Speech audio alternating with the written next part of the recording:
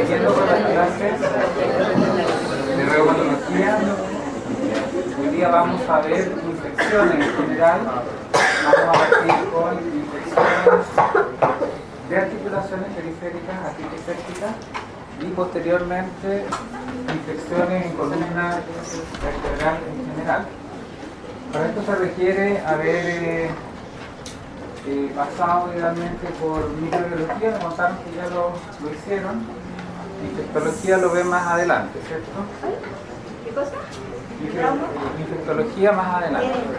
Este semestre me falta. Entonces,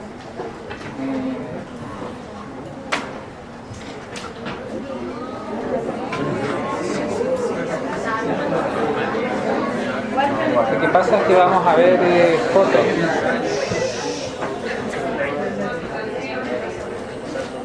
Aquí vamos a ver radiografía, entonces.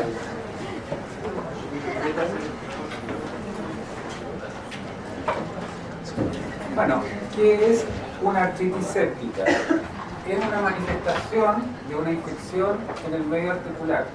O sea, la presencia de un patógeno en una articulación donde no debería estar, porque es un medio obviamente estéril. Las etiologías más frecuentes por lejos son las bacterias, muy infrecuentemente hongos, menos infrecuentemente virus. Y si vemos cuál es la bacteria más frecuente de todas las infecciones, tanto en Europa como en Estados Unidos, en América, etc., por lejos el Staphylococcus aureus. Tenemos que hacer la salvedad, sí, que esta enfermedad, la artritis séptica, por suerte, es poco frecuente. Pero cuando se presenta es sumamente agresiva, destructiva, y nosotros la consideramos como una emergencia reumatológica, traumatológica. Tiene una mortalidad del 7 al 15% a pesar de usar correctamente los antibióticos. Existen, como ustedes deben ya incluir, factores de riesgo para adquirir una infección. Mientras mayor es la persona, menos sistema inmunológico activo tiene de defensa, por lo tanto mayores de 80 años más riesgo de infecciones por bacterias especialmente. Diabéticos, pacientes con enfermedades reumatológicas como artritis y lupus, pacientes que tienen prótesis articulares, pacientes que tienen cirugías ortopédicas recientes, gente que tiene lesiones cutáneas. Me ha tocado ver, por ejemplo, en pacientes con psoriasis y que por la psoriasis les pica y se empiezan a rascar y las uñas, recuerden que es un lugar donde hay estáfilo, se autoinoculan estáfilo. Entonces, gente con úlceras, por ejemplo los diabéticos, también es un sitio que uno tiene que ver porque por ahí puede partir la infección. Drogadictos endovenosos, la verdad es que es poco frecuente, no es un problema en Chile. Alcohólicos, infiltraciones con corticoides. Al final de la clase vamos a ver lo que son las artrocentesis y las infiltraciones, pero adelantándoles un poco, en este caso uno pone una inyección, ¿cierto? Con una agujita, una jeringa, y pone un corticoide adentro de la articulación con la finalidad de desinflamar, por ejemplo, en artritis reumatoide, en un lupus, pero si no se ha lavado bien las manos, si no ha usado guantes, si no ha desinfectado bien la zona, puede accidentalmente hacer ingresar un germen a la articulación y producir una artritis séptica. Muy raro, pero puede pasar. Entonces los factores de riesgo los podemos resumir en gente que tiene inmunodepresión, ya sea primaria o secundaria. ¿Cómo son los mecanismos de infección? Una posibilidad es que sea por vía hematógena, es decir, en un foco primario, habitualmente, ¿qué focos pueden ser? Una neumonía, una infección urinaria, una pielonefritis, por ejemplo, una infección cutánea. Ese es el foco primario, y a partir de eso, por bacteremia, llega el germen a la articulación. Eso diríamos que es vía hematógena. La inoculación directa es lo que les expliqué, que por medio de un procedimiento que nosotros hacemos con la mejor intención, que es una infiltración o una artroscopía, que significa que el traumatólogo se mete con una especie de camarita a la articulación, ¿ya?, con la finalidad de limpiar, sacar sinovial, reparar meniscos, etc. Una cirugía artroscópica. También pueden complicarse con infecciones, pero esto en el fondo es sin tener la intención. La otra posibilidad es la contigüidad, significa que ya sea porque el hueso está con una infección, lo que denominamos osteomielitis, o en la piel hay una infección, y eso porque están al lado, adyacente a la articulación, se produce infección. No son los mecanismos básicos de cómo adquirimos una infección. ¿Cómo se manifiesta la artritis séptica?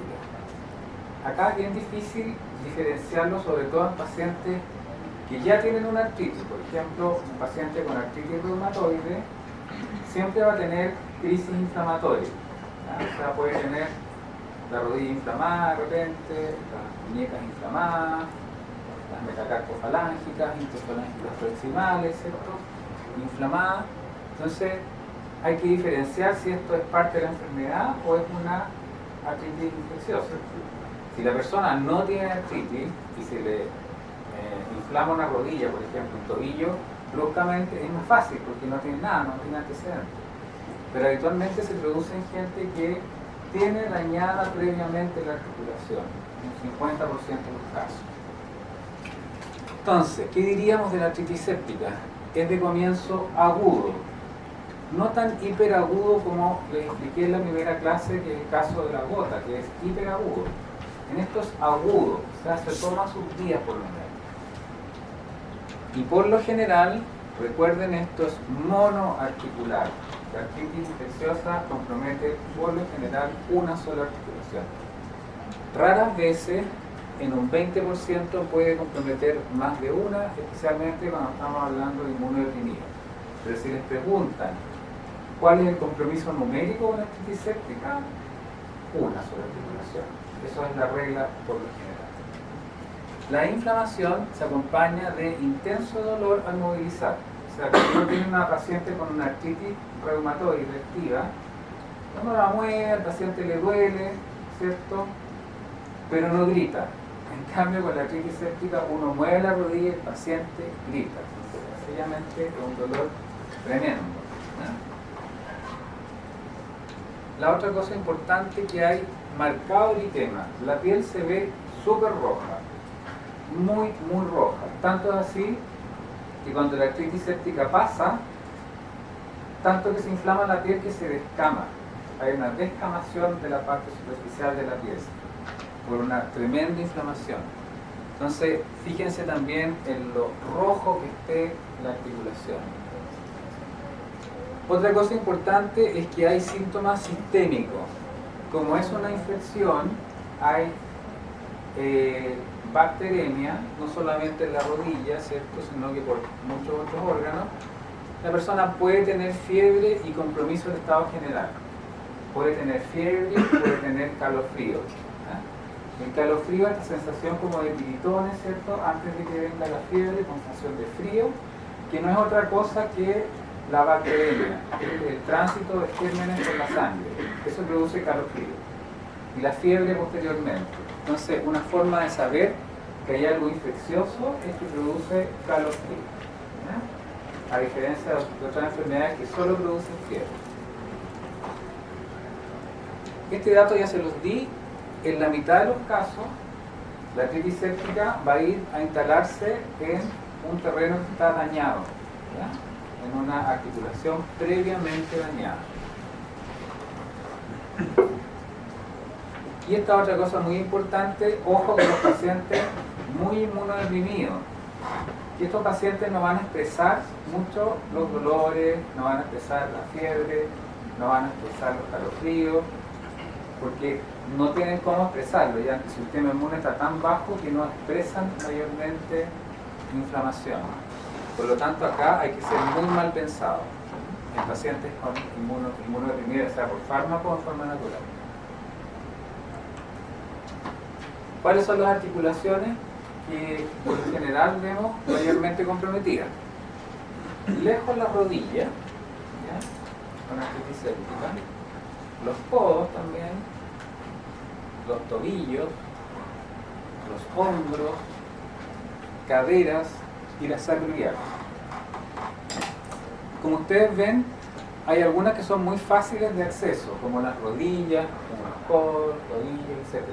Pero esta, por ejemplo, las sacroiliacas, son de difícil acceso, como para pretender pincharla y tomar muestra de líquido. Acá vemos, por ejemplo, está marcado incluso con el área que está roja, una artritis séptica de codo. ¿Ya? Ustedes ven que está marcadito, está rojo intenso. Y debe estar muy doloroso. ¿Sí? Acá, ¿una celulitis es factor de riesgo para tener una artritis séptica? Claro, claro que sí. Eso es lo que te decía, por contigüidad, puede ser desde el hueso o desde la piel. Puede comprometerse de forma secundaria. Y aquí hay que tener harto cuidado, ¿eh? Porque uno de repente puede tener una celulitis y no tener una artritis todavía séptica. Y uno pincha el codo para ver si hay líquido y se lleva todos los gérmenes que están en la piel hacia adentro. Entonces hay que tener cuidado acá. Esto hay que verlo y ojalá ver si hay líquido en el codo, ¿no? Si realmente tiene un derrame en el codo. Y pensarlo muy bien antes de pincharlo, porque puedes infectar lo que no está infectado. Puedes llevar una infección de la piel hacia adentro. Entonces, ideal acá hacer una ecografía.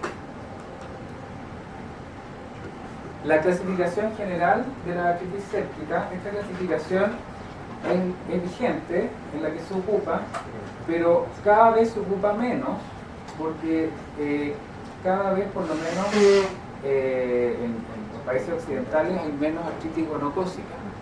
Entonces, probablemente con el tiempo podría ir cambiando. Pero la clasificación general de la artritis séptica es que sea o gonocócica o no gonocócica. ¿Ya? Por la relevancia que tenía la infección por gonococo. ¿Qué diferencias tiene lo gonocócico del resto de las bacterias? ¿Por qué se separaron? Lo gonocócico, por ejemplo, afecta a adultos sexualmente activos, ¿cierto? Dijimos que las artritis sépticas en general afectaban gente de más edad. La gonocócica afecta 4 veces más frecuentemente a mujeres. En cambio, la no gonocócica es por igual. La menstruación aumenta el riesgo en la gonocócica, porque obviamente hay una infección a nivel cervical, a nivel cervical en los genitales femeninos, y la menstruación como que produce movimiento del germen y pasaje a la sangre. Entonces esto aumenta el riesgo en la gonocócica y acá lo mismo. Acá hay riesgo de Neisseria gonorrea, y en la no gonocócica, por ejemplo, en estado de deficiencia de complemento, de lupus, hay más riesgo de Neisseria meningitidis. La presentación también, en el caso de la gonocócica, puede ser más de una articulación. y diríamos ahí que es poliartritis migratoria. ¿Se acuerdan que les dije que las poliartritis podían ser migratorias o podían ser aditivas? En el fondo que se suma 1, 2, 3, 4, van aumentando, pero se mantiene la que partió. En la migratoria, la que partió va desapareciendo, parte otra y van desapareciendo. A eso se refiere migratoria. Además, la gonocócica se acompaña de tenosinovitis, o sea, de inflamación de los tendones y de las membranas sinoviales de los tendones. Eso es bien común. Y pueden ocurrir fenómenos térmicos, porque tanto la Neisseria meningitidis, uno por ejemplo la meningitis meningocócica busca lesiones cutáneas, ¿cierto? Acá igual, en la Neisseria gonorrea, pueden ocurrir dermatitis pustular. Y este tema también es importante de los cultivos, porque la artritis gonocócica tiene bien bajo rendimiento de cultivos positivos. De hecho, como les expliqué el otro día, cuando uno sospecha gonococo, tiene que pedir al tecnólogo médico que haga una siembra en medios especiales. En cambio, los cultivos en las no gonocócicas son positivos hasta en un 90%. ¿Ya? ¿Cómo hacemos el diagnóstico de la artritis séptica? Ahí les puse subrayado con mayúscula y signo de exclamación, realizar artrocentesis. O sea, la única forma de saber que hay una infección es identificar el germen, y eso uno lo hace con una agujita, ¿cierto? Y una jeringa. Cuando son articulaciones fáciles de llegar, no hay ningún problema, como la rodilla, por ejemplo, es fácil de realizar.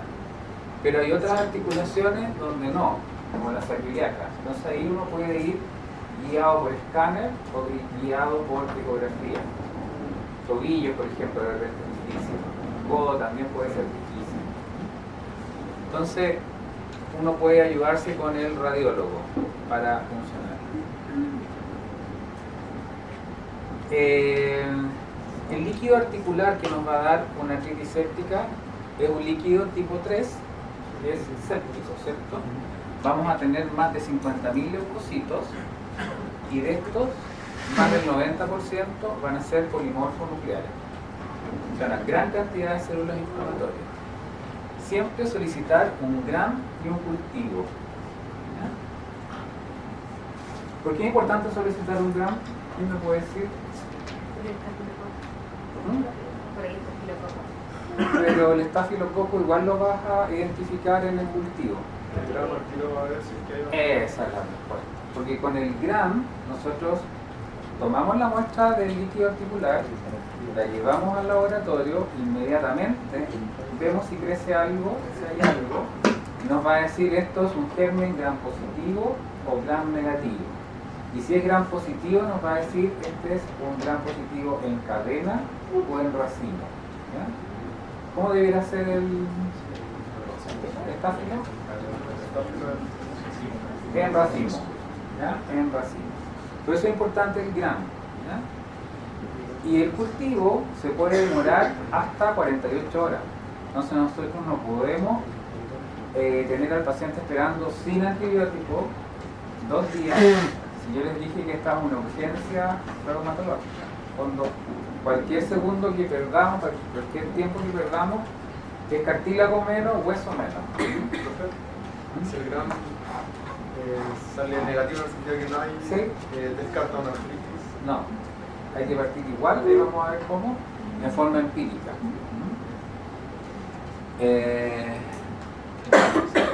En caso de sospecha de gonococo, pedir medios especiales, Taller Martin, agar chocolate, etc.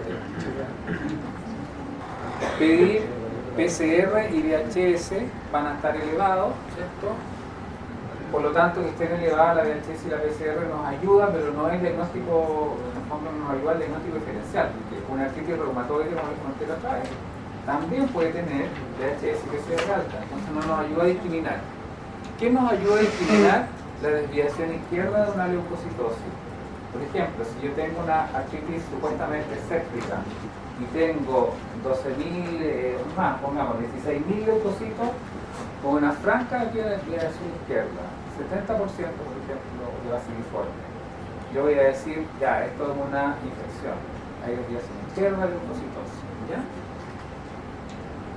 Hay que evaluar las puertas de entrada y los sitios primarios de infección. ¿No?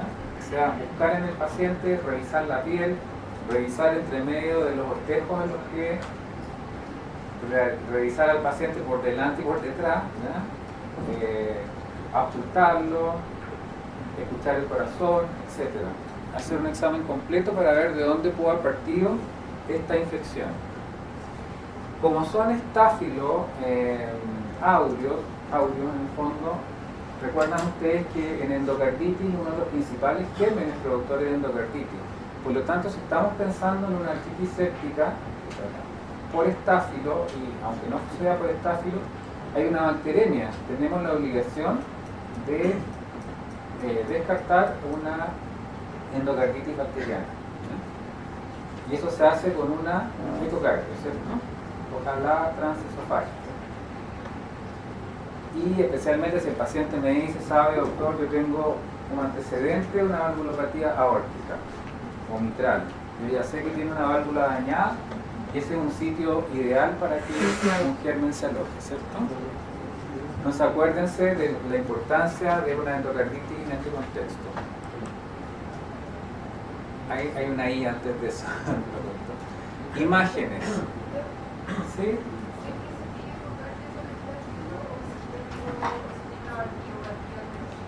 Siempre que haya una bacteremia febril, sobre todo de gran positivo, uno tiene la obligación de pedirlo. Sobre todo en pacientes que tienen una valvulopatía previa. Acá las radiografías simples en realidad al principio no son útiles porque uno va a ver los cambios recién después de varios meses. Pero es bueno tomar una para tener la idea de cómo partió la persona, cómo era su basal y cómo va a progresar a través de los meses. Nos puede servir mucho mejor una resonancia, por ejemplo, en etapas iniciales. La ecografía nos puede ayudar a ver si efectivamente hay derrame articular en los sitios que uno piensa que pudiera haber. ¿Ya? Por ejemplo, estamos palpando un codo y se da, como decías tú, una celulitis o tendrá realmente una artritis de codo, entonces con el ecógrafo podemos salir de esa duda. Lo mismo en un tobillo, la rodilla es más fácil. Y lo otro importante es que la radiografía simple nos ayuda a ver cómo estaba la rodilla previamente a esta supuesta infección. Por ejemplo, la rodilla tenía artrosis, tenía una condrocarcinosis previamente. Es muy importante saberlo porque acuérdense que las artritis sépticas se alojan en articulaciones previamente dañadas por lo general. Usted decía que cuando pensábamos como en las fotos que tenía una artritis séptica, y al funcionar podíamos pasar a inocular a estas personas que estaban en peligro de infección. Le hago la eco, pero en la eco igual veo que hay infección, pero igual la tengo infección. Sí, porque tienes que identificar al germen. ¿Ya? Entonces ahí, habiendo líquido dentro del codo, de la articulación, ahí tú tienes la autorización como para pintarlo. Si no hubiera líquido, no, porque está comprometida solo la piel, sería una celulitis. Solo para confirmar que necesito la función. Claro, para ver qué germen es, para ver la resistencia, porque si no tú te tienes que quedar con un esquema antibiótico demasiado amplio. Esa es la idea, siempre tratar de identificar. ¿Qué cosas se parecen a la artritis séptica? ¿Qué cosas nos pudieran confundir? Una artritis por cristales, por ejemplo, una crisis gotosa nos podría confundir. Sobre todo, yo les diría que en tobillos, ¿no? Se parece mucho, se ve rojo, también se puede descamar, muy doloroso. Entonces, está en el diagnóstico diferencial la gota y la condrocalcinosis. La artritis reactiva también se puede parecer, aunque yo diría que un poco menos roja y menos dolorosa. Lo mismo que la actividad de una artritis reumatoide, también menos dolorosa y no descama, es decir, que no descama, produce descamación. Y bueno, podría ser también una celulitis, no pudiera confundir. Alguna célula. De hecho, yo les contaba que había recibido, este año recibí 2 pacientes tratados por como celulitis y que tenían artritis por cristales. O sea, la celulitis siempre a uno lo confunde. Y que habían sido tratados una semana con antibióticos endovenosos, con antibióticos orales, etc. ¿Cómo tratamos la artritis séptica? Lo más importante de pensar es que la artritis séptica se comporta como si uno tuviera una cavidad cerrada, como un absceso.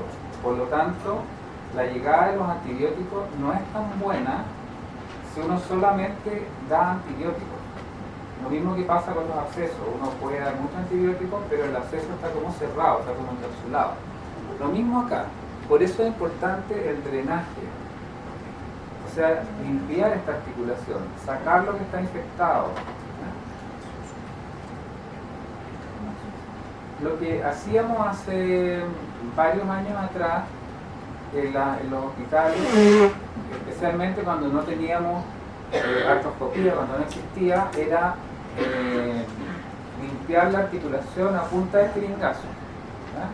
Entonces uno le metía suero fisiológico a la articulación a presión con una aguja más gruesa, por supuesto, y después aspiraba, después metía más suero fisiológico, aspiraba y así limpiaba uno.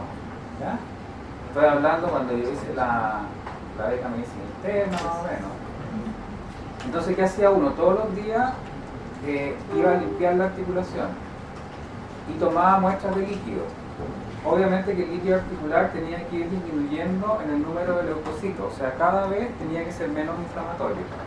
Si uno partía con 80.000 leucocitos, tenía que ir bajando 60, 40, hasta llegar a 200, o sea, para que se normalizara. Pero tenía sus cosas malas porque era mucho manipulación de la articulación. De repente quedaban zonas que se llamaban como bolsillos, o sea, zonas donde no llegaban los jeringasos con el suero fisiológico y se encapsulaban. ¿Eh? Entonces, lo que yo recomiendo ahora es que se mande al traumatólogo y que el traumatólogo haga un aseo, ya sea artroscópico, en el fondo se mete con un aparatito que es como un tubito con cámara, entonces sabe bien dónde tiene que limpiar, si queda alguna cosa pegada, algún bolsillo, deja todo limpio y viene irrigado. ¿Ya? Y el traumatólogo decide los ciclos de lavado. Entonces me dice, mira, mándalo en 48 horas más, lávalo, lavémoslo primero todos los días y después cada 3 días. En el fondo él me da esa parte y yo dejo el antibiótico solamente. Pero lo que les tiene que quedar claro es que no basta solo con el antibiótico. ¿Cuánto antibiótico se deja? Se deja bastante, ¿ya? Considerando, por ejemplo, el tratamiento de una neumonía. Se deja endovenoso 2 semanas un antibiótico. Y luego, en forma oral, un antibiótico, obviamente, que se parezca al endovenoso en cuanto a cobertura, por 6 semanas. 6 semanas, es bastante. Esto se asocia a una kinesioterapia inicialmente solamente de mantención de rango, fortalecimiento muscular, en las primeras etapas reposo y una recuperación ya después con bastones, etcétera, progresiva. Pero, y prevención, por supuesto, cuando está en cama el paciente de trombosis, en las primeras etapas. Todos estos procedimientos traumatológicos tienen alto nivel de producción de trombosis venosa, son de alta frecuencia. Entonces, una vez que el paciente lleva 14 días con antibióticos, lo evaluamos y si está bien, nos pasamos a antibióticos orales. En espera de los cultivos, nosotros procedemos de la siguiente manera. Si el GRAM resulta positivo, o, como decía tu compañero, o nada, que hacemos el GRAM que no está ni positivo ni negativo, y no sabemos qué germen tiene, tenemos que necesariamente ocupar vancomicina, 1 gramo cada 12 endovenoso, porque no sabemos si el estáfilo que tiene es un estáfilo sensible o multiresistente, independiente que el paciente esté o no esté en un ambiente hospitalario. No podemos correr el riesgo. Si luego nos llega el cultivo y nos dice que es un estáfilo sensible a cloxacilina, sensible a ceftazidima, lo que fuera, yo me voy a cambiar de antibiótico. Pero en las primeras horas me voy a asegurar de cubrirlo. Si resulta entonces positivo o nada, me tiro con la vancomicina y después evalúo a las 48 horas. Si resulta un gram negativo, por ejemplo, ¿qué pacientes tienen bacterias gram negativas? En artritis séptica, los ancianos, los diabéticos, las edades muy extremas, inmunodeprimidos también. En esos casos me tiro con ¿qué? Con ceftriaxona. Ahí cubro bien gram negativo. Si tengo sospecha de pseudomonas, una sospecha fundada, el paciente está hospitalizado, ha habido bacterias por pseudomonas y está la posibilidad, ocupo de inmediato otra cefalosporina que es la ceftazidima y le asocio gentamicina como para potenciarlo. Si finalmente me llega un Staphylo aureus sensible, a las 48 horas de haber salido un gran positivo o nada, yo voy a cambiar la vancomicina a cefazolina 1 gramo cada 6. ¿Ya? Ese es más o menos el esquema. Y después el tratamiento oral uno lo ve de acuerdo a la cobertura que está utilizando, si es gram positivo o gram negativo, y completa 6 semanas. En cuanto al tratamiento de la artritis gonocócica, esta se trata con ceftriaxona 2 gramos al día entre 7 a 14 días, según la evolución y la condición del paciente. Acá no es tan largo el tratamiento, no es tan mala en el fondo el gonococo para las articulaciones. Basta con 2 semanas de tratamiento. ¿Ya? De todas maneras hay que ir viendo caso a caso.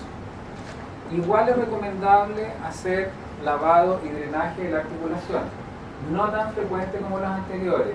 Algunas incluso no hacen lavado cuando son articulaciones pequeñas. No olvidar el tratamiento de la pareja, buscando que la pareja no tenga gonococos, ¿cierto?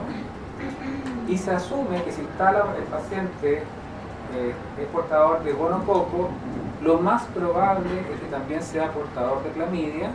Por lo tanto, se erradica con acitromicina 1 gramo vía oral. ¿Ya? Se le deja a la pareja y al paciente.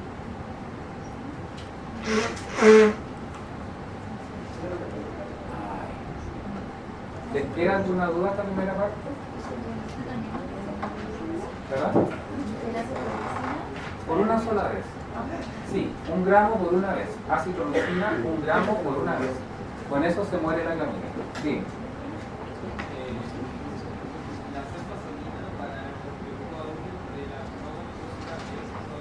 Endovenosa. Sí. Y después de los 14 días tú evalúas con qué te va a ayudar. Podría ser cefadroxilo, podría ser en el caso de los gram negativos ciprofloxacino, alguna cefalosporina oral por lo general. ¿Sí? De ceftriaxona endovenosa más la ceftriaxona, ¿cierto? Claro, pero solamente una dosis, 1 gramo por una vez, acitromicina. En el caso de la pareja también se le pone ceftriaxona endovenosa. Para erradicar, no, ceftriaxona por una sola vez 250 miligramos. Para erradicar, Para la pareja. claro, solamente ceftriaxona por una vez. ¿Sí? Uno asume que trata la clamidia, no porque la clamidia esté en la articulación, sino No. que en el cuello. Por eso es una sola dosis. Claro.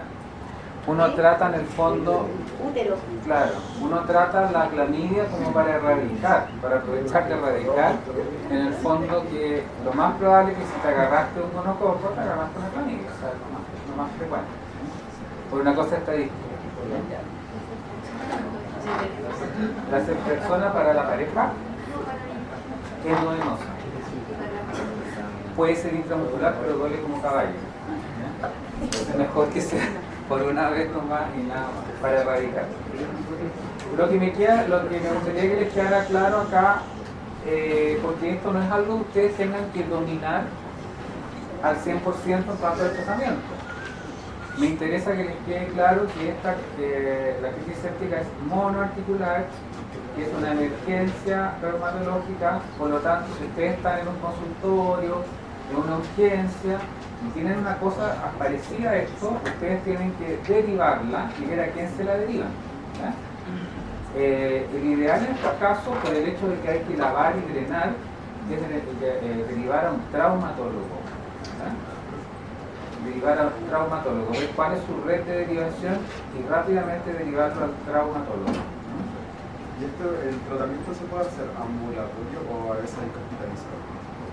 Mira, hay de todo, porque hay hospitales que, como el hospital Luis Tirné, donde yo trabajo con la universidad, en donde las telonefritis las manejan ambulatorias y el paciente le ponen una vía venosa y va todos los días a inyectarse.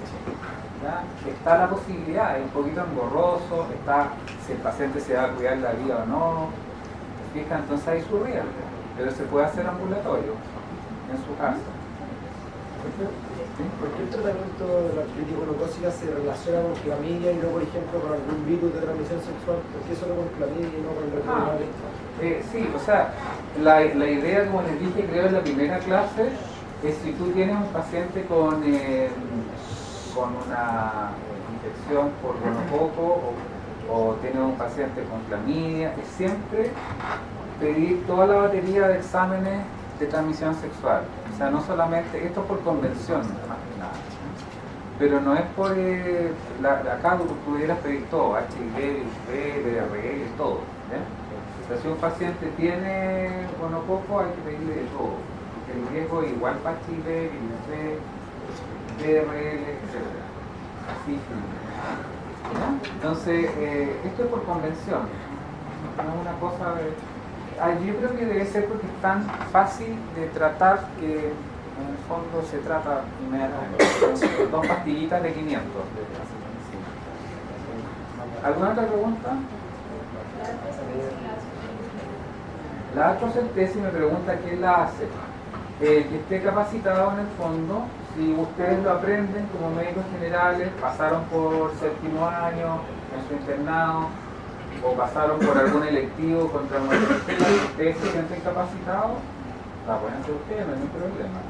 Lo que sí tienen que tener claro es si lo que yo voy a obtener de la rodilla, que me va a costar sacarlo, alguien lo va a analizar o lo van a votar. ¿Ya? En el fondo, si mi trabajo va a tener alguna rentabilidad con algún laboratorio que sepa hacerlo, ¿ya? Y no perder el pinchazo. ¿Alguna duda? ¿Hacemos un pequeño descanso? ¿Sí? ¿No? ¿También? Viene espondilodicitis. Viene infección en la columna. Ya, Y después viene artrocentesis. ¿Llegamos?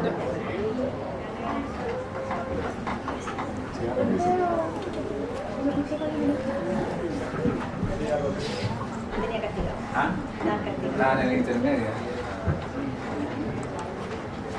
Bueno, la espondilodicitis, espondilo, ustedes ya saben que viene espondilocolumna, espondiloartritis, ya vimos la enfermedad como tal. Ahora vamos a hablar de espondilodicitis. ¿Qué es dicitis? Disco. ¿Ya? Vamos a ver las infecciones de las vértebras y de los discos. Así como las bacteriemias llegan a la articulación, también las bacteriemias son capaces de llegar hacia la columna.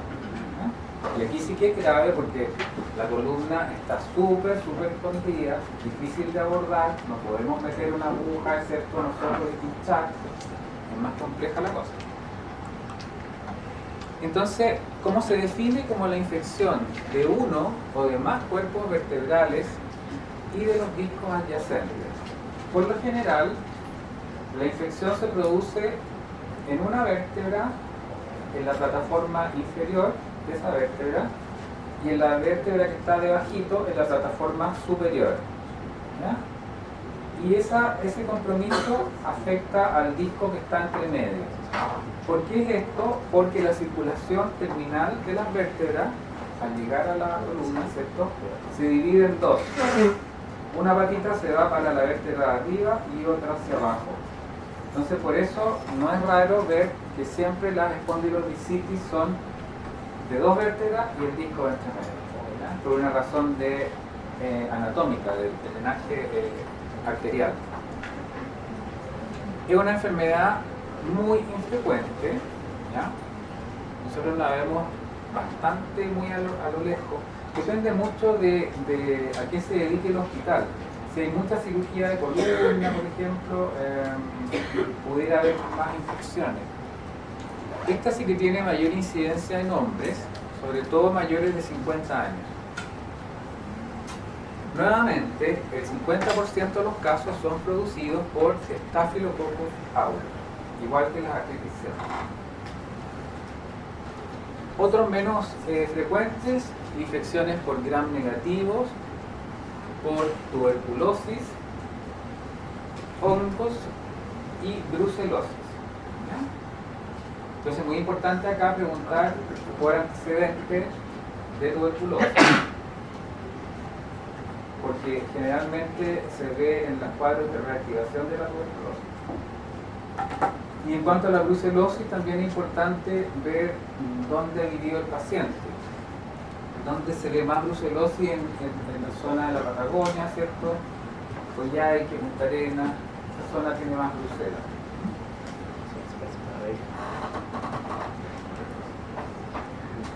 Los mecanismos de infección acá son bien parecidos a los anteriores. Una vía hematógena. Acá los focos habitualmente son la piel. Otro foco importante es el urinario y el otro es el pulmonar. Acá viene algo nuevo que es la instrumentación quirúrgica de la columna. ¿Ya? Los traumatólogos de columna, ¿cierto?, operan bastante la columna, ponen dispositivos, ponen en el fondo placas, pernos, etcétera, para poder hacer soporte de repente en columnas inestables. Entonces hay mucha manipulación de columna. Y manipulación significa riesgo de infección. Y después tenemos lo mismo de lo anterior, infecciones por contigüidad en la piel, en la misma zona, ¿cierto?, donde se produce la infección. ¿Cuáles son los segmentos más involucrados en orden de frecuencia? Lo más involucrado siempre es lo lumbar, que habitualmente son vértebras lumbares más bien bajas, L4, L5, S1, a diferencia de las tuberculosas, que habitualmente son toracolumbares.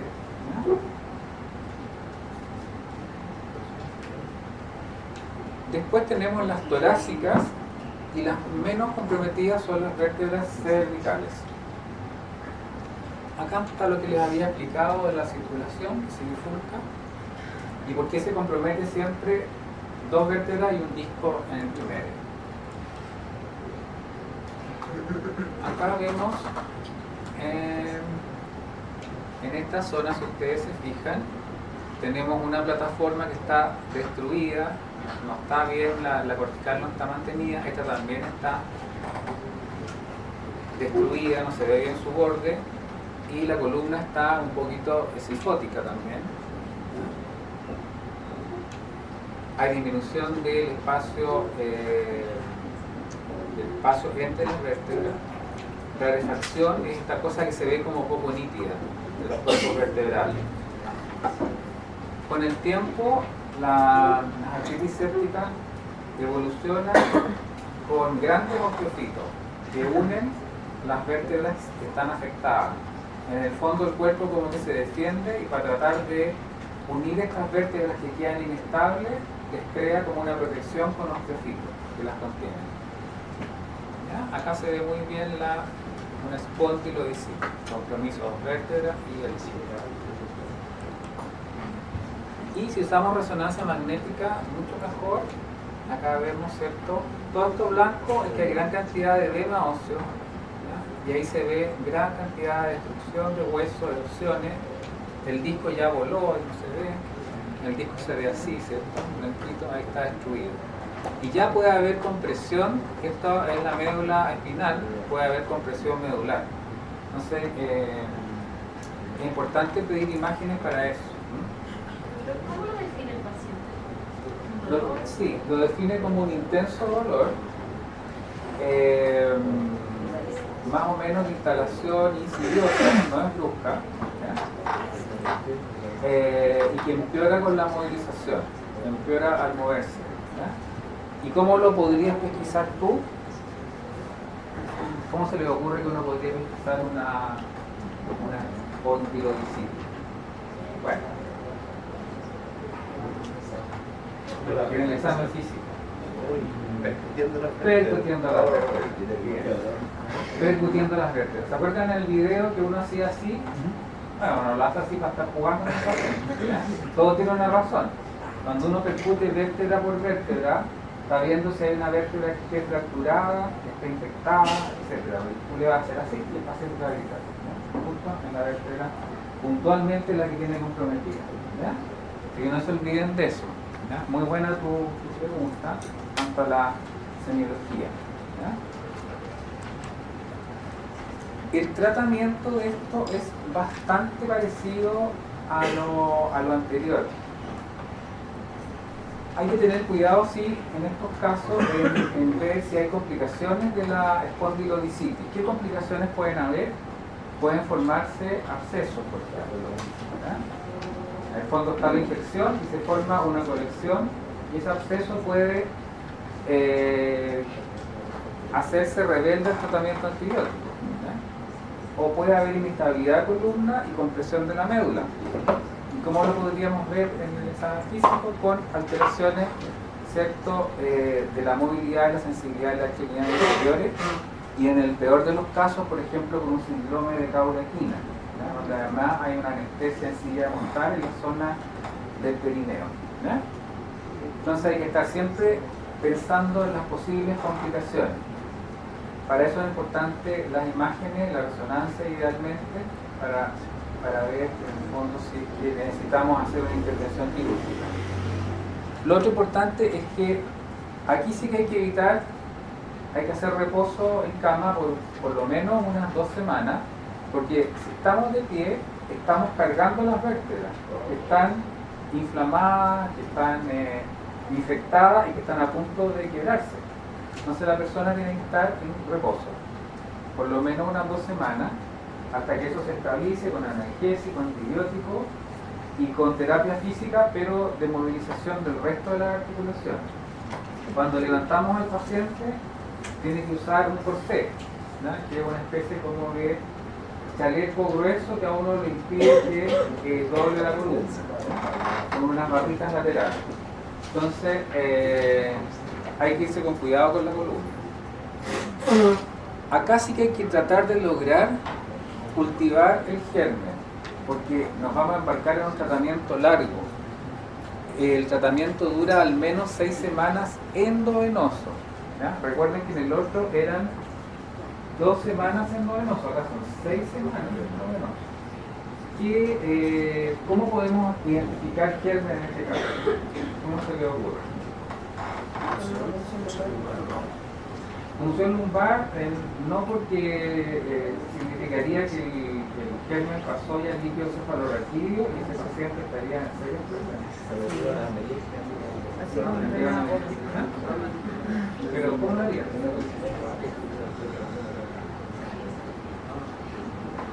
¿Cómo se le ocurre? ¿Ah? ¿De qué? ¿De qué? Cuando me hablas con la mano acá, no puedo leer tus labios.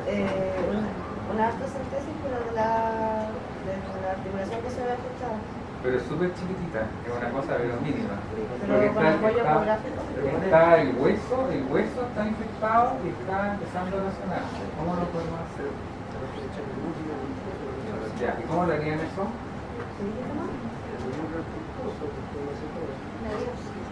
Hay que hacer una biopsia, ¿cierto? por punción guiada por alguna cosa de imágenes, porque yo no puedo así, con ojo mío, digamos, meterme, puedo pinchar la médula, etc.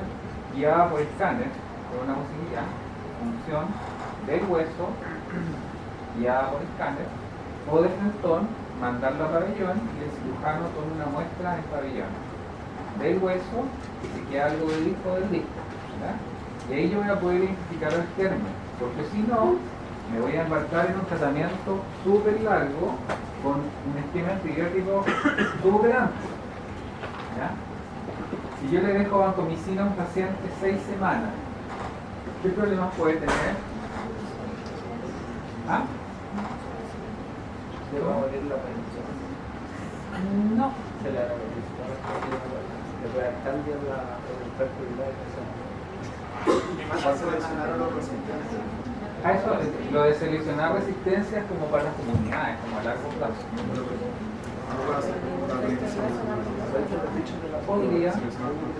Podría sí, pero ¿qué es más importante? ¿Qué cosas produce la... ¿Qué efecto da por ahí?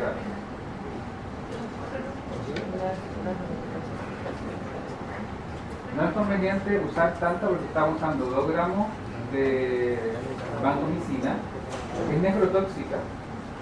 Entonces no podemos quedar sin riñones.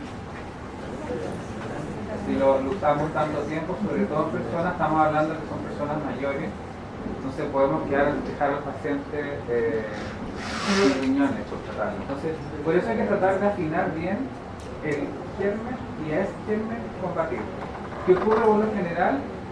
Es tan difícil que los traumatólogos en el hospital de neurocirugía, neurocirujanos nos hagan biopsias que muchas veces uno termina haciendo tratamientos de amplio efecto. Porque igual si sale el estáfilo medicino resistente, igual se da seleccionarlo. Claro, bueno, ahí no tenéis nada que hacer. ¿Qué otra cosa? ¿Dónde más podrían encontrar? Porque podríamos, por ejemplo, no poder hacer la biopsia de hueso, porque no nos reciben al paciente, porque no hay cama, lo que fuera. Pero sí podríamos encontrar otra cosa positiva que nos diría, este es el germen, estamos bien. Hemocultivo, muy bien. ¿Ya? Si encontramos un hemocultivo positivo a estáfilo, o sea, 3 tienen que ser, estamos enfocados, porque asumimos que es por estáfilo la espondilodicitis que tiene. ¿Ya? Entonces la duración del tratamiento al menos 6 semanas. Siempre hay que lograr obtener un cultivo del germen por lo largo del tratamiento, aunque a veces no lo podamos hacer. ¿Sí? Pero sería determinante. Si hacemos un hemocultivo, sería suficiente, necesitamos más todavía. O sea, sí, claro, porque si tú tienes por ejemplo, tienes una espondilitis y tienes 3 hemocultivos positivos en Staphylococcus aureus, claro, ¿qué otra cosa puede ser? Pero en la práctica no es más práctico hacer eso que Es que no siempre tienen hemocultivos positivos. Es muy raro que un paciente dé hemocultivos positivos porque el médico los haya pedido a tiempo. Generalmente uno lo pide cuando ya está con antibióticos. Esos pacientes debieran pedirse el hemocultivo apenas llegan a la urgencia antes de ponerle antibiótico. Pero si tú les dejas antibiótico ya hay poca posibilidad de que en sangre el germen circule. ¿Y cuánto se demora la recuperación? En estar listo hasta 5 días. Se demoran más que los nuevos. ¿Por qué tienen que ser 6 meses? Porque pudiera ser contaminación. Sobre todo los estáfilos. Entonces cuando tú tienes ya 3 positivos ya te queda la duda, que no sea contaminación. ¿Cuáles son las indicaciones quirúrgicas? Cuando yo sí debiera ir a catetearle al traumatólogo y decirle, mira, me lo tienes que ver al paciente como sea, porque este paciente tiene esto, otro, y lo pongo en la interconsulta, etc. Cuando hay compromiso neurológico, cuando tenemos una espondilodicitis y el paciente tiene compromiso neurológico, ya dijimos que tenga paresia en las extremidades inferiores, que tenga hipoestesia, anestesia y bueno, peor aún si tiene un síndrome de cola de caballo. presencia de abscesos paravertebrales o epidurales. ¿Cómo los voy a ver? No los voy a ver a ojo desnudo, ni con la radiografía de columna tampoco, con resonancia. Por eso es importante estos pacientes que tengan su resonancia, ¿ya? Que tenga el paciente una inminencia de compresión de la médula espinal porque esté inestable. O sea, que yo vea que hay dos vértebras que están así, como en un hilito, a punto de colapsar y de comprimir la médula espinal. En ese caso, tengo que mandarlo al cirujano para que lo estabilice, para que en el fondo lo alinee, ¿no? Y que la enfermedad no me responda, que yo ya llevo 6 semanas con tratamiento endovenoso y el paciente sigue mal. Entonces ahí necesariamente hay que ir a que lo vea el traumatólogo nuevo, que tome nueva biopsia, o que a lo mejor es otro térmico, una resistencia, etc. Serían como las indicaciones quirúrgicas de una espondilodicitis. O sea, el ideal sería en una primera instancia tomar muestras a través de una punción guiada por alguna imagen y abrir al paciente, operarlo en estos casos. Y ahí estaríamos con esta parte. Entonces ahora sí hacemos un pequeño... 100 minutos.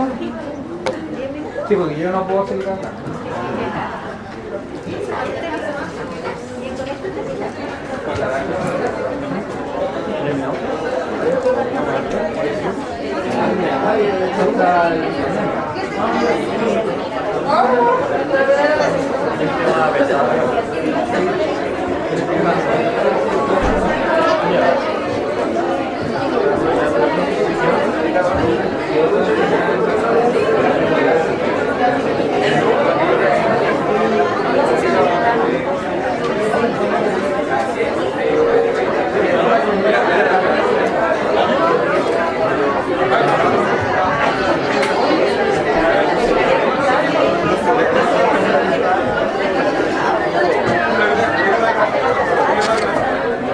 Hola. Ay, voy a dejar esto con eso.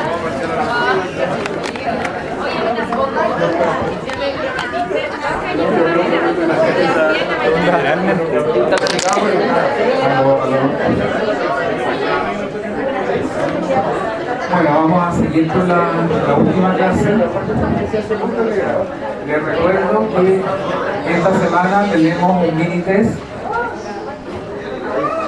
que cubre la semana pasada, las clases de la semana pasada que la doctora creo que ya se nos envió. Sí, digan que sí. Entonces vamos a preguntar cosas muy fáciles, simplemente como control de quién estuvo presente y quién no estuvo presente. ¿Quién durmió? ¿Quién no durmió? Puede ser cualquier día de esta semana. Puede ser mañana, puede ser el miércoles, puede ser el viernes. Puede ser mañana. Puede ser mañana, puede ser el miércoles, puede ser el viernes.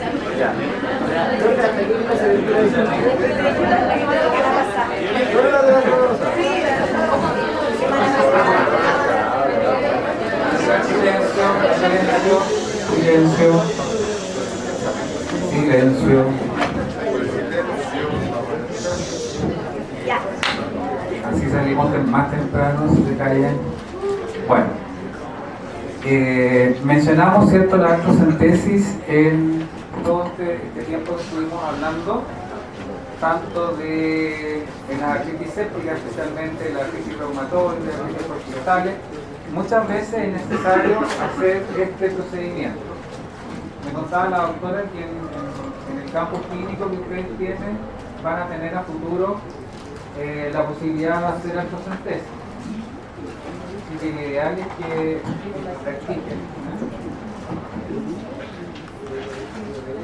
¿Cómo se define actocentesis? La actocentesis es el procedimiento mediante el cual obtenemos líquido articular con fines de estudio. O sea, vamos a hacerle una pregunta al líquido articular de qué está pasando en su medio. Especialmente importante, silencio por acá, después hablamos. especialmente importante es el descartar infecciones, ¿cierto? Pero también, como les contaba en las primeras clases, podemos pedir búsqueda de cristales. Importante que esto se realiza en forma aséptica. Es un procedimiento que necesita lavado de manos, necesita que pongamos un campo estéril, que se desinfecte muy bien la zona que vamos a funcionar, que no existan lesiones en la piel que vamos a pinchar, ¿cierto? Y en general que lo hagamos en alguna sala de procedimiento. Esto obviamente adaptándose a todos los hospitales, a todos los servicios. De repente no hay sala de procedimiento, lo que puede adaptar el box de atención o la misma cama del paciente, pero siempre tratando de hacerlo lo más aséptico posible. Acá ustedes ven, por ejemplo, un campo estéril con este se llama campo perforado en realidad, que deja un espacio para la rodilla. La persona tiene guantes, ¿cierto? Y está con un abordaje externo, ¿verdad? Los traumatólogos habitualmente abordan la rodilla por el borde externo. Nosotros lo pinchamos habitualmente por el borde interno. Ahí depende por dónde aprendan ustedes. Se dice que es más fácil porque uno cae directo a la articulación. En el interno uno tiene que mover un poquito la rótula para meterse por debajo. Este pasaje de la aguja por la rótula, por debajo de la rótula, tiene que ser lento, progresivo y constantemente aspirando. O sea, tirando el émbolo hacia atrás con la misma mano que uno está entrando. Para en el momento en que está el líquido, ustedes van a ver inmediatamente que el líquido empieza a salir espontáneamente. No hay que hacerlo tironeando, hurgueteando, así, así, no, tiene que ser una cosa suave, porque cada vez que nosotros manipulamos la aguja y pinchamos el periósteo, duele muchísimo.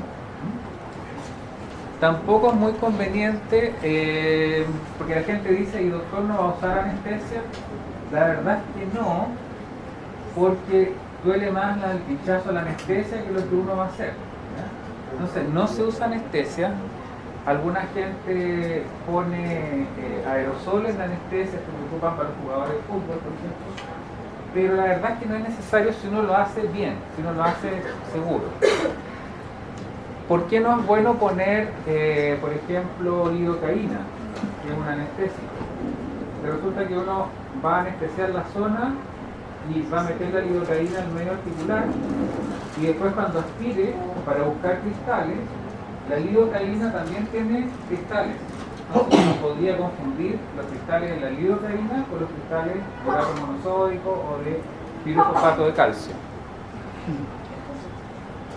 Entonces, como les decía, lo principal es hacerlo en forma aséptica, estar muy cómodo en la posición, y uno lo que va haciendo es usar una jeringa habitualmente de 10 ml, dependiendo, de repente uno saca grandes cantidades de líquido. Yo sacaba hasta 60 ml o más, incluso rodillas que revientan. Entonces ahí uno va dejando la aguja puesta, suelta el émbolo, ¿cierto? Y va vaciando la jeringa, si quiere vaciar la rodilla. Y lo que yo hago habitualmente es sacarla y le voy poniendo tapas de aguja y las voy dejando en una bandeja, cosa que al final reparto el líquido para todos los tubos que yo le pido, ¿ya? Pero sin estar sacando y poniendo la aguja se queda puesta y uno va desconectando y trabajando en el fondo, sacando sin sacar la aguja, si no tendría mucho dolor el paciente. ¿Sí? En caso, por ejemplo, o sea, la verdad no lo sé, pero me imagino que cuando hay una rodilla, por ejemplo, que por trauma tiene mucho líquido, también se mata. ¿Ahí también se debe sacar el líquido o ahí se deja? Mira, siempre que uno evacúe un líquido, cualquiera sea, líquido mineral, acítico, cualquier líquido que tú saques de alguna calidad, tiene que mandarse fluido. Eso es como un dogma en medicina, ¿ya? Siempre se mandan las cosas al fluido. ¿Alguien me va a preguntar algo? ¿No? Este, por ejemplo, acá no se pusieron los guantes, ¿ya? Y tiene las uñas horriblemente cochinas. En mis tiempos, mi profesor, que era el doctor Aguí, que ahora es mi clínico, jubilado, en San Juan de Dios, él ocupaba jeringa a mano pelada, no se ponía guantes, y se untaba los dedos, se lavaba bien las manos, por supuesto, con escobilla, con todo, y se untaba los dedos con povidona. Y así, cada de palo. Lo que pasa es que tenía tanta seguridad que no tocaba prácticamente la jeringa, hacía los movimientos precisos, pero uno que no es tan hábil tiene que protegerse, ¿verdad? Y sobre todo con la cantidad de demandas médico-legales que hay ahora, todo hay que protocolizarlo. Uno tiene que tener un protocolo de artrocentesis, con todos los materiales, todo el procedimiento, porque si hay cualquier problema, ya les dije que podía uno producir artritis séptica por esto.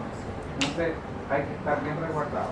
No cuesta nada lavarse las manos, bien lavaditas, ponerse guantecitos, ¿cierto? Más vale que sobre. Ahora, no es necesario ponerse gorro, banderilla, no. ¿Cómo se manda eso? Sí, ahora vamos a ver cómo se manda.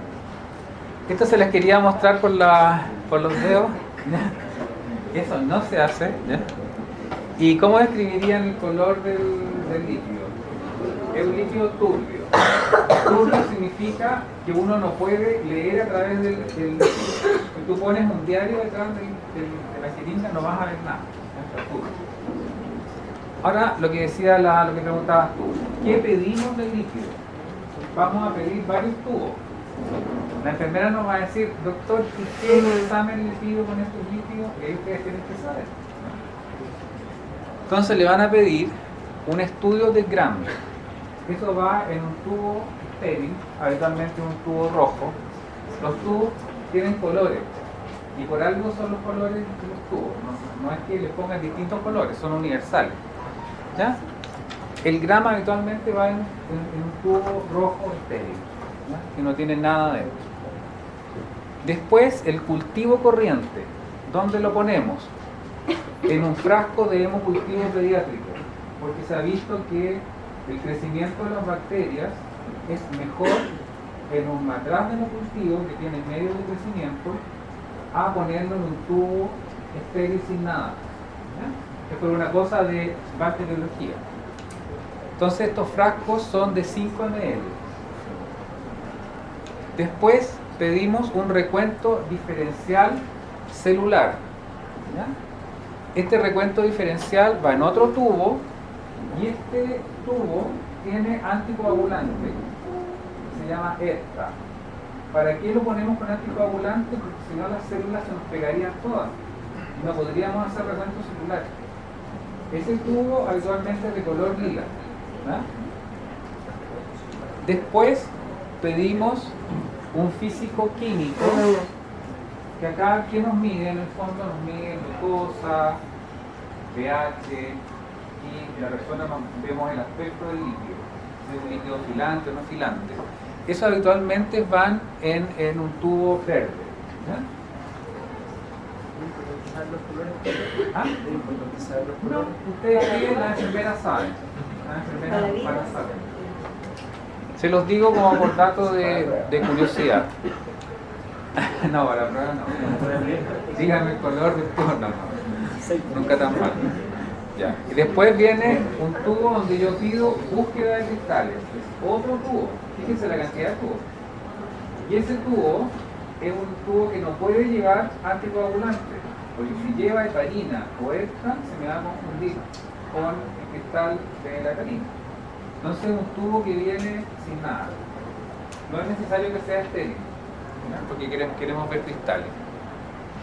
Y si sospechamos gonococo, le avisamos al tecnólogo que necesitamos medios enriquecidos.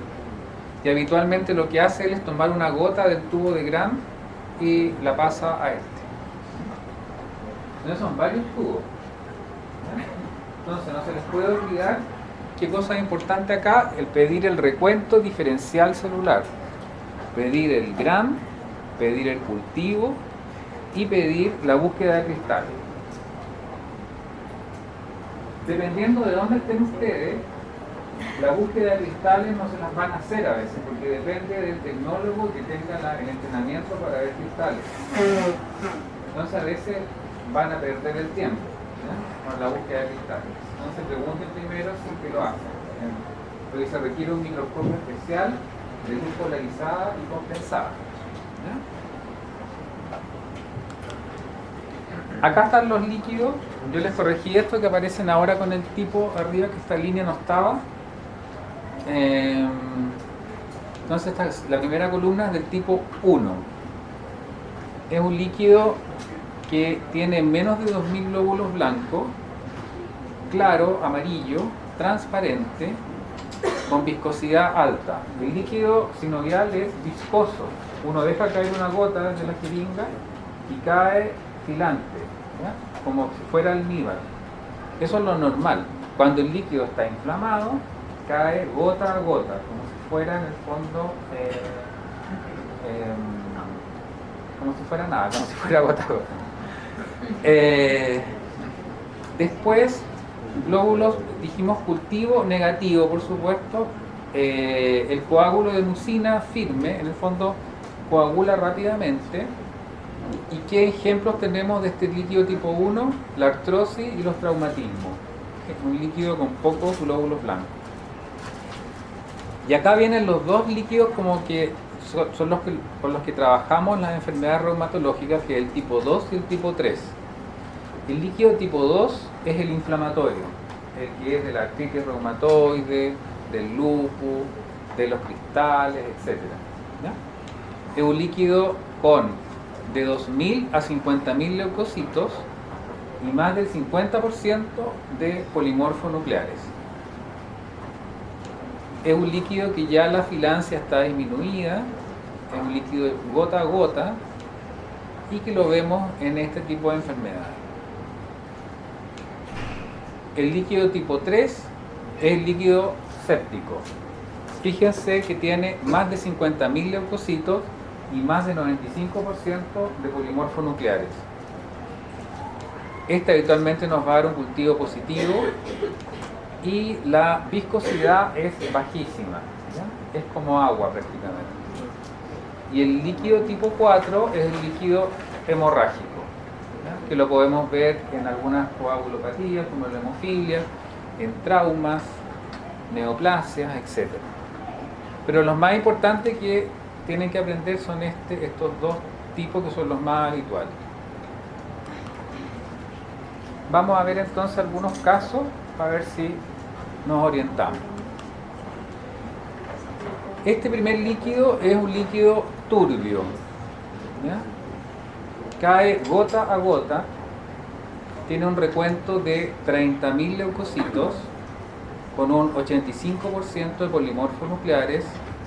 No se observan cristales, el GRAM no se observan gérmenes y el cultivo está pendiente, ¿ya?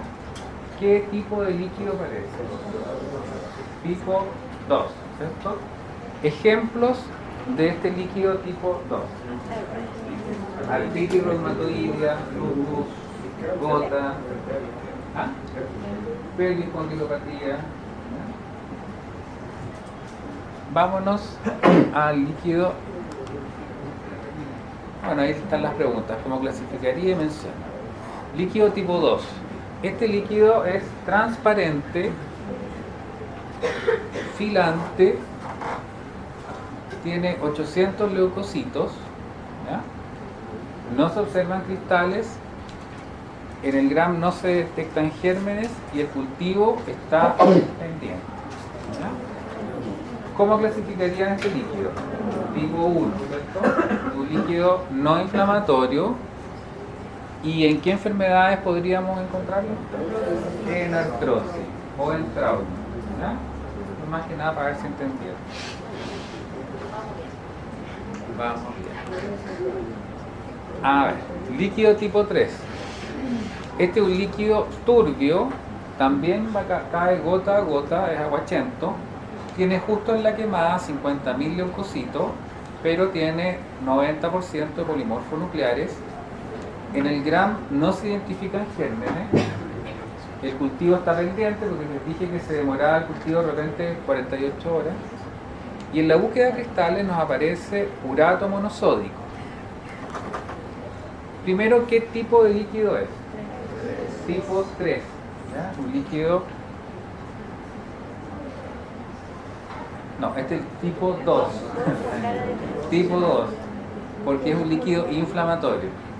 ¿Y qué enfermedad produce esto? No, pero fíjense, les daba una pista. Gota. Este es un líquido tipo 2 inflamatorio, pero con cristales de urato monosódico. ¿Ya?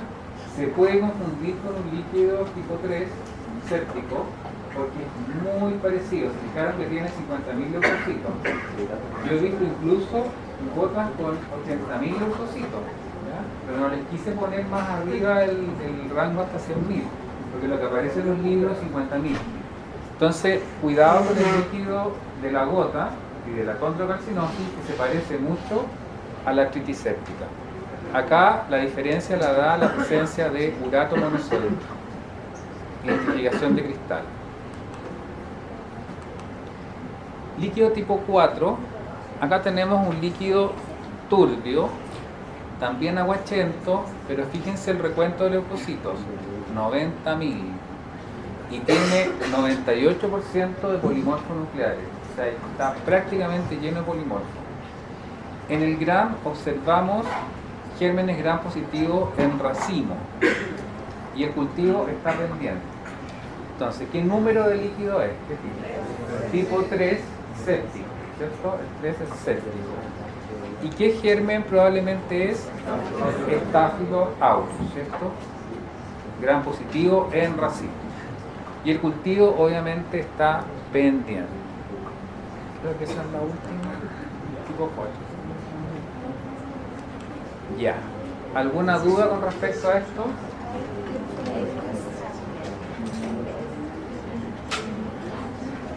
Me quedaría tranquilo si ustedes saben y ya a partir de este momento que la procerteza es un procedimiento aséptico, que no llegaría a hacerlo, que requiere aprenderlo y requiere saber lo que uno va a pedir y quién se lo va a recibir. Y si el que se lo va a recibir sabe hacer lo que uno va a pedir, porque si no sabe, ¿para qué lo voy a hacer? Generalmente en cualquier parte saben hacer un GRAM, pero ustedes lo aprendieron en... Claro, no es fácil. Entonces, aunque estén en el laboratorio de un hospital, Puerto William, no sé, totalmente aislado, por lo menos les van a hacer el GRAM y les van a hacer un cultivo. Ya con eso algo rápido. Los recuentos diferenciales, de repente le ponen más de lo que corresponde, más polimorfos nucleares, pero por lo menos el gran cultivo se lo van a hacer. La búsqueda de cristales ya es pedirle demasiado a los tecnólogos de experiencia. Acá en Santiago hay algunos hospitales que hacen bien líquidos para ver cristales. Entonces, saber a quién uno le va a mandar, qué le va a pedir, de acuerdo a eso, qué sabe hacer la persona y qué tubo voy a utilizar.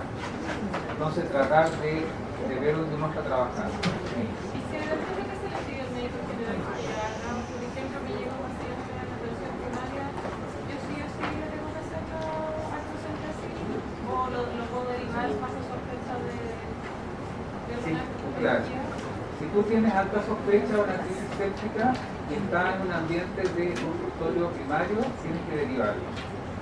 ¿A dónde derivarlo? ¿Cómo se llama? Servicio de urgencia, servicio de urgencia de un hospital que ojalá tenga traumatólogo.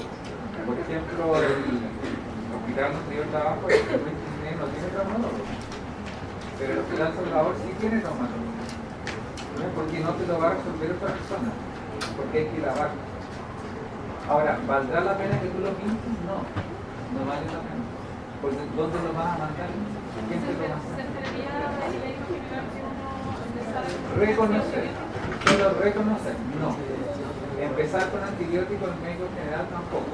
Solo reconocer y derivar. Lo que pasa es que yo me pongo en la situación de ustedes que pueden estar en distintos escenarios. pueden estar en un consultorio, pero pueden estar de médicos generales en zonas del hospital. ¿Ya? Ustedes cuando salgan, lo más probable es que les toque irse a provincia, a un hospital, como médico general de zona, y sigue la tendencia de las becas con devolución, porque ya becas primarias no hay. ¿Ya? O sea, toda la gente tiene que hacer nuevamente, como eran mis tiempos, generales de zona. Entonces, si está uno en general de zona, en un hospital que tiene un laboratorio, que puede entregar el resultado rápido, se vota situación. Si está en un consultorio, se va a meterse, derivar. ¿Ya? Sí.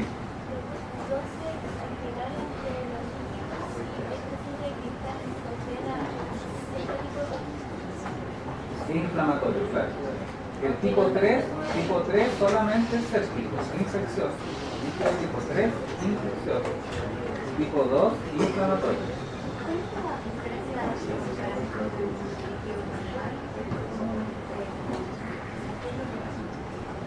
El líquido normal tiene prácticamente nada de células, menos de 200. No lo quise poner. Porque la verdad es que uno no pinta botellas normales, porque no hay líquido prácticamente. Menos de 200. Pero hay variables, voy a ir desde 0 a 200. La viscosidad altísima, claro, porque es normal. Pero actualmente cuando uno pincha una rodilla es porque algo hay. No la pincha por pisarla, sino que algún derrame hay. ¿Se acuerdan cómo identificábamos si había líquido en la rodilla? Con el signo de la ola o de Coley y el TEMPA, que lo vimos en el video. ¿Alguna otra consulta? Entonces, acuérdense lo que les dije en la clase del viernes, creo, de empezar a estudiar con finalidad próxima de que van a ocupar estos conceptos en su trabajo, no como estudiarlo como alumnos del colegio, es diferente. Estudiar, memorizar, vomitar es la prueba. Estudiar, memorizar, vomitar. ¿Ya? No es la idea. Es estudiar por necesidad, porque lo voy a ocupar en unos años más cuando esté solo en Puerto William. ¿Ya? Entonces, pues, uno estudia de otra forma cuando tiene esa motivación. ¿Ya? Una motivación diferente. Listo, terminamos. Bueno, para la gente, todo el día.